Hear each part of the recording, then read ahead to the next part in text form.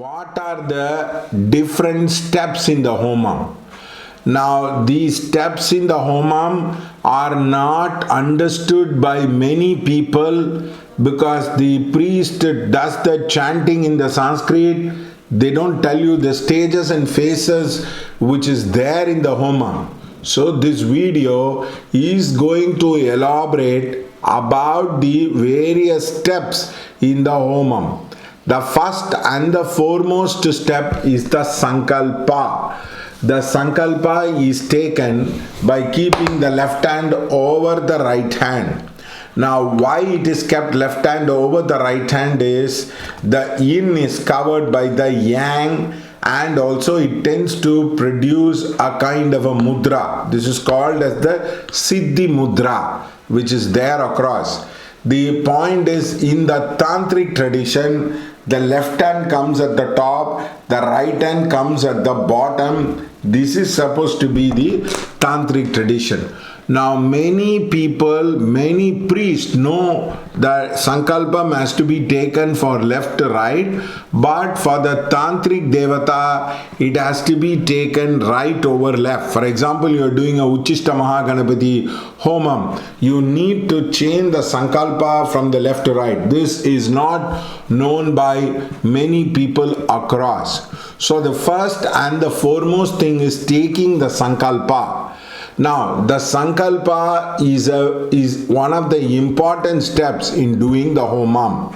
So, when they take the Sankalpa, they open the vortex of time from big to small. Now, for example, they talk about Yuga, Kalpa, Manmantra, and each of this has a name, and this Varsha, the Varsha is followed by the Masa, Titi, Vara, Nakshatra. So the entire time vortex is opened in the Sankalpa part of it, and it is connected to your Janma Nakshatra. Your connection is put on the Janma Nakshatra. So what they do is they open the time vortex and they link the Antakarna into this particular vortex of energy which is opening across. The second part of the homam is the what you call it as the initial part. The homam is divided into three parts: the beginning, the middle, and the end across. The beginning of the homam is called as Purvanga. The middle part of the homam is just not mentioned, and the completion stages of the homa is called as Uttaranga. So it is Purvanga and the homam and then the Uttaranga which is done. Now, how the homam is done is these are the following steps. This is not available in any books unless you read some very deep Sanskrit book across like Griha Sutra, all that thing across. The first step is they will draw three lines in the homam, and in the homa kund the three lines are drawn and it is again crossed. Now this is symbolically showing that they are connecting the earth cord into the homa. I mean, it's in a way doing that. Then what do they do is they keep all the fire sticks together and then they chant the mantra. The mantra goes something like this: Sattvari, Sringo, Asyapado, Tavo, Rishe, Saptahasto. They invoke the fire and then they light the fire. The fire starts burning. Then they put the 8 different types of Ashtadik Balaga is invoked. Indraya Namaha. Indra is one of the Ashtadik Balaga. Yamaya Namaha, Nirutaya Namaha, Varunave Namaha, Vayuve Namaha, Kuberaya Namaha, Isanaya Namaha. The Ashtadik Balagas are invoked across, and then the entire cleaning happens. They clean the ghee using darba and fire, and then they clean they protect the homa kundam by putting paristirana. The paristarana is nothing but Atite Anumanya Swaha, Anumate Anumanya Swaha, Saraswati Anumanya Swaha. They do the paristarana part of it. The main reason is they don't want this astral energy to get leaked into the lower astral. If you see movies, it talks about the energy sucking ability of the lower astral, the Bhuta, Peta, Pisas. Now, for example, if you see the Mummy 1 or Mummy 2 as a person, all the villains have the ability to suck the prana out of the other person, and they are able to digest the prana. This is a very, very important quality of the lower astral. Now what happens is, now when you put the paristirana, it kind of protects the entire place across, the entire homa kundam across, so that the energy which is generated in the fire, the divine energy which is generated in the fire, does not go to the Bhuta, Peta, Pisas. So that's why they guard the place, they put the psychic protection on the homa kunda.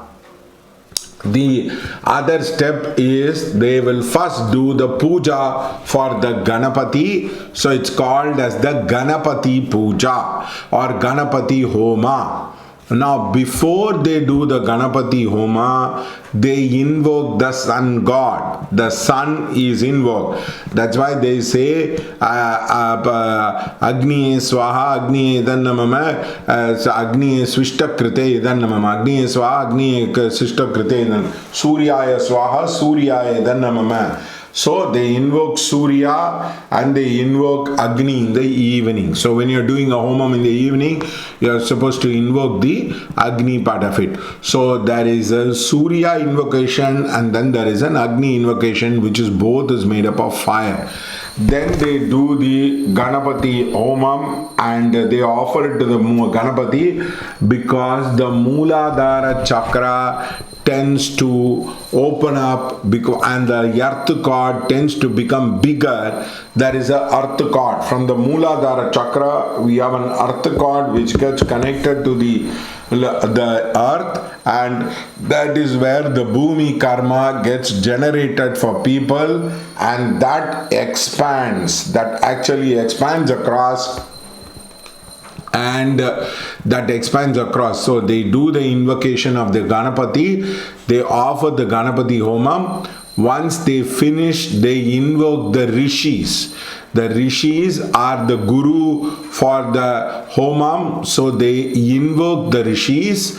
Now, for example, they might invoke it first by giving it to the Gayatri part of it. For example, they might say Om Tat Purushaya Vidmahe Rishi Mandala Anugraha Vriddaya Dhimahi Tanno Guru Prajodaya. The Gurus are the Rishis, so which is being invoked across as a person, and then they invoke the Trimurti Devata. The God is considered as that of the beginning, the protection and the ending side of God. The Brahma, the Vishnu, the Mahesh side of the God is kept across, so that this Trimurti Devata is invoked across. Now after that a Rudra Bali is given.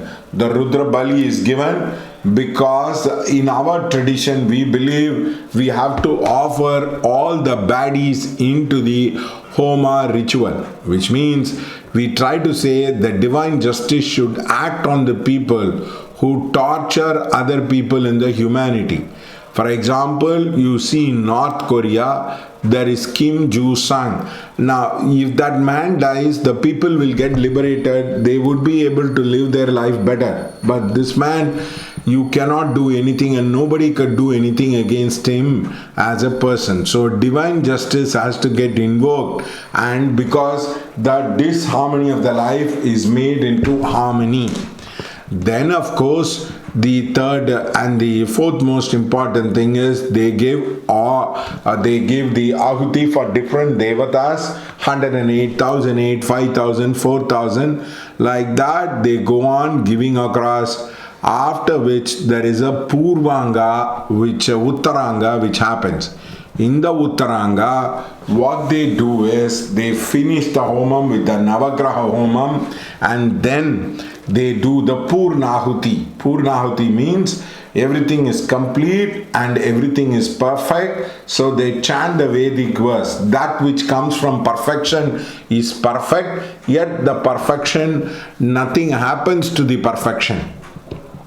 Suppose you take, perfection is some kind of a commodity, you take from it because it is perfect, it can give only to something to perfect, and this in itself is perfect even though you take something out of it. That's why it's called Purnahudim Uttamam Jugoti. Like that the mantra goes by.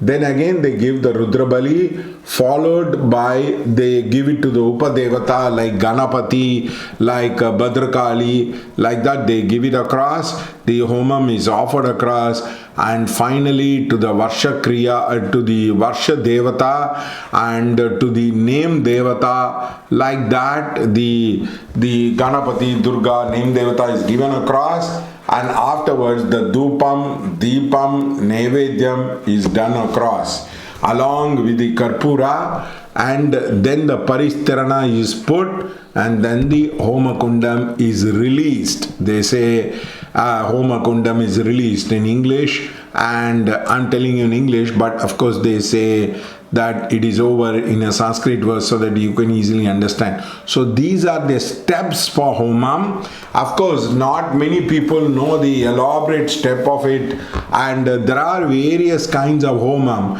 which I will talk to you in a very elaborate manner. So these are the steps of the homam which many people do not understand, that there are steps for the homam and they should be rigorously following it instead of having a compromise across.